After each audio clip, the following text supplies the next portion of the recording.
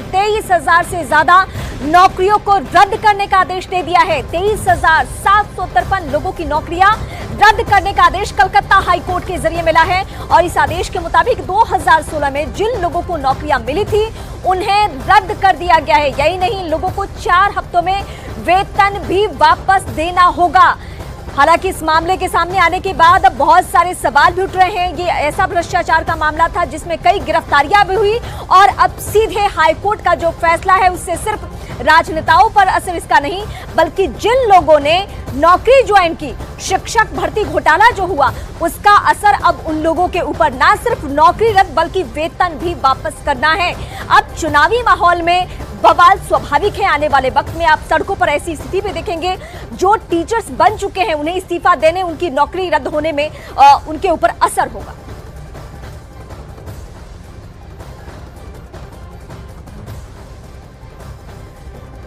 सीधे मैं कोलकाता का रुख करूंगी। आशिका इस वक्त मेरे साथ बनी हुई है। आशिका, फैसला तो, आदेश तो हाईकोर्ट का है, लेकिन जाहिर सी बात है शिक्षक भर्ती घोटाला ऐसा है, ममता सरकार के कई करीबी नेता इस मामले में सलाखों के पीछे गए, लेकिन अब आंच उस व्यक्ति पे आ चुकी है जिन्होंने इस घोटाले के तहत नौकरी ली, उनकी नौकरी रद्द। देखिए, इसके पहले भी जब ये चल रही थी प्रक्रिया पूरी कोर्ट में, तब 5,000 लोगों की नौकरी तब भी गई थी, लेकिन आज बड़ा झटका ममता सरकार को। 23,000 से ज़्यादा नियुक्तियां जिनको रद्द कर दिया है हाई कोर्ट ने, और ये लोग न सिर्फ इनकी नौकरियां गई हैं बल्कि इनको वेतन लौटाना है और इंटरेस्ट के साथ लौटाना है। रीमा, आपको बता दूं कि इस फैसले के खिलाफ राज्य सरकार सुप्रीम कोर्ट का दरवाज़ा खटखटाएगी जल्द ही।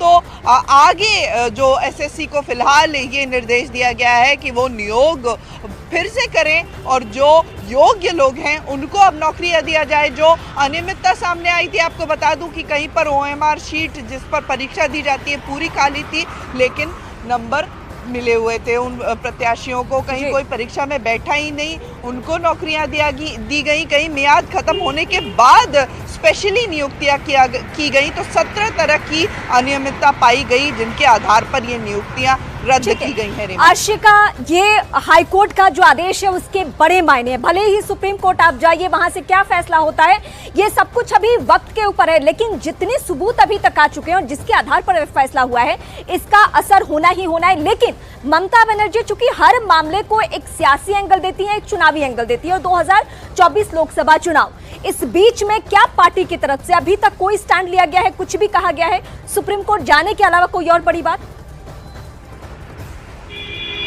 देखिए, फिलहाल पार्टी की तरफ से कुछ भी और इस विषय पर नहीं कहा गया है, लेकिन लंबे समय से ममता बनर्जी ये कहती रही हैं कि जिनको नौकरियां मिल चुकी हैं, भले ही किसी भी आधार पर मिली हो, उनकी नौकरियां जानी नहीं चाहिए।